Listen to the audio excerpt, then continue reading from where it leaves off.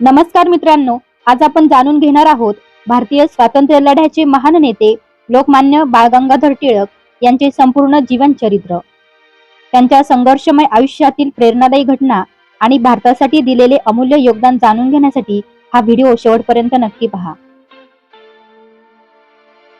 एका अशा मुलाची ही गोष्ट आहे ज्याने लहानपणापासून अन्यायासमोर कधीही मान झुकवली नाही.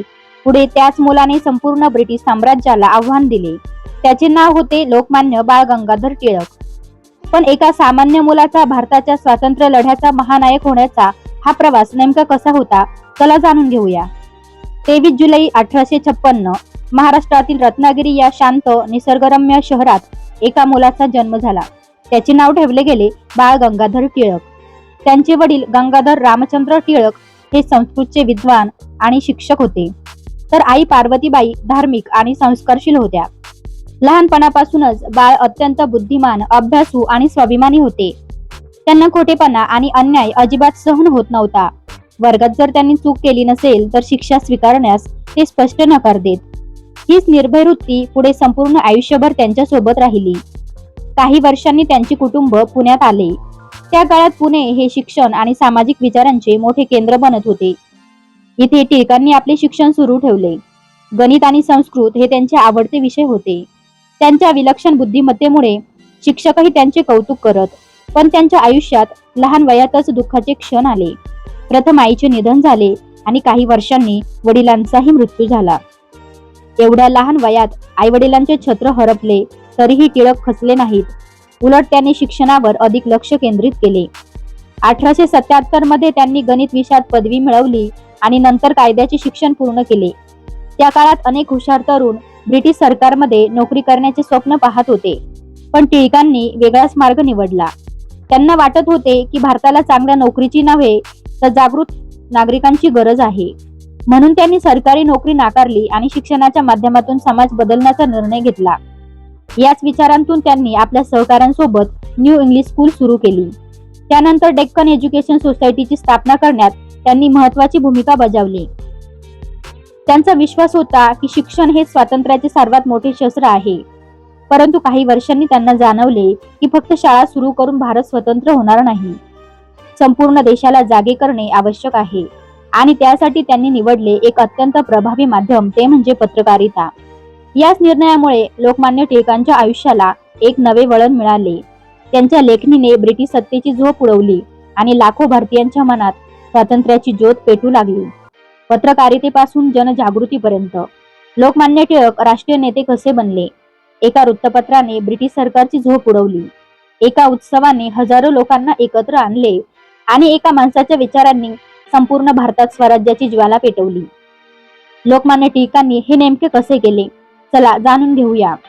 शिक्षणाच्या क्षेत्रात काम करत असताना लोकमान्य टिळकांना एक गोष्ट स्पष्टपणे जाणवली. शाळांमध्ये शिकणारे विद्यार्थी बदलत होते, पण संपूर्ण देश अजूनही ब्रिटिशांच्या भीतीखाली जगत होता. जोपर्यंत सामान्य माणूस जागा होत नाही तोपर्यंत भारताला स्वातंत्र्य मिळणार नाही. म्हणूनच त्यांनी लोकांपर्यंत थेट पोहोचण्याचा निर्णय घेतला.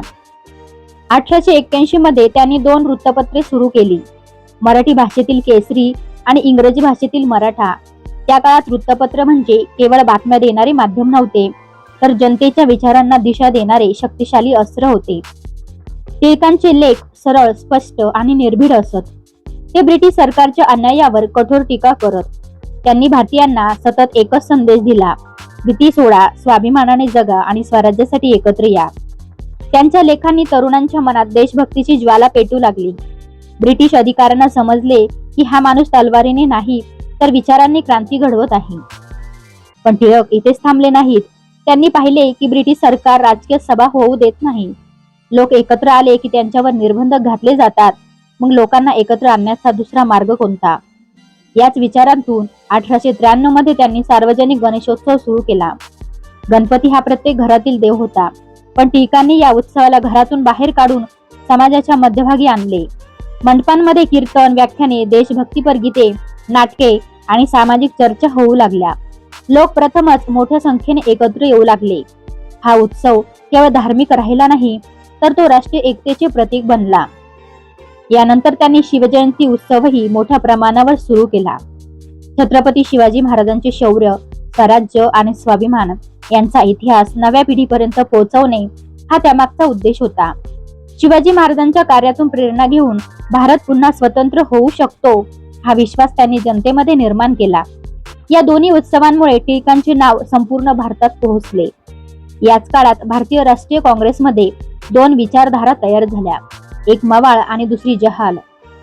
लोकमान्य टिळक हे जहाल विचारसरणीचे प्रमुख नेते होते. त्यांचे मत स्पष्ट होते.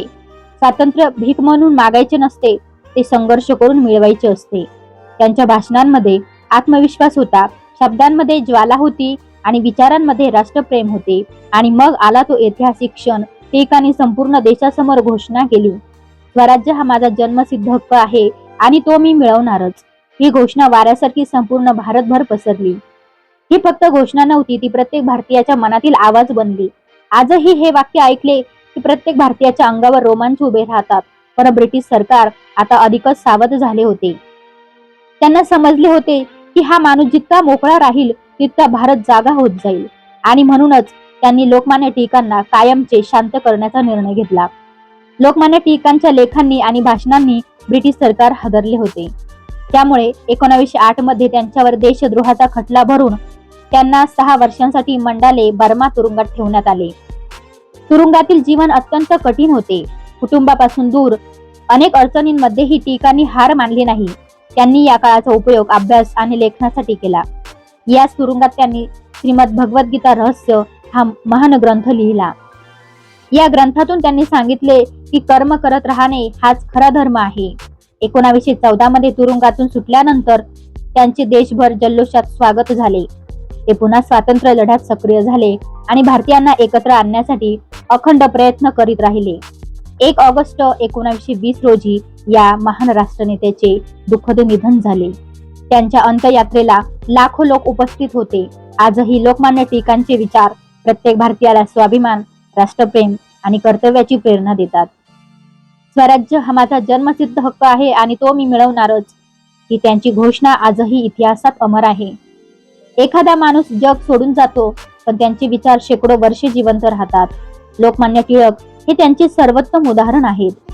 लोकमान्य टिळकांनी भारताला केवळ स्वातंत्र्याची प्रेरणा दिली नाही, तर स्वाभिमानाने जगण्याची शिकवण दिली. त्यांनी सांगितले की शिक्षण हे समाज परिवर्तनाचे सर्वात मोठे शस्त्र आहे आणि एक जागृत नागरिक संपूर्ण देशाचे भविष्य बदलू शकतो.